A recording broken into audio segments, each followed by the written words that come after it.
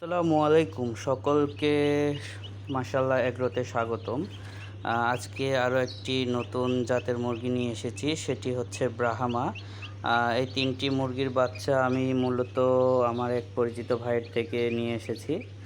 অত্যন্ত সুন্দর।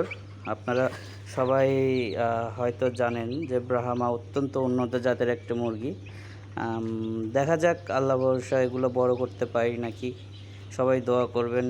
আসসালামু আলাইকুম।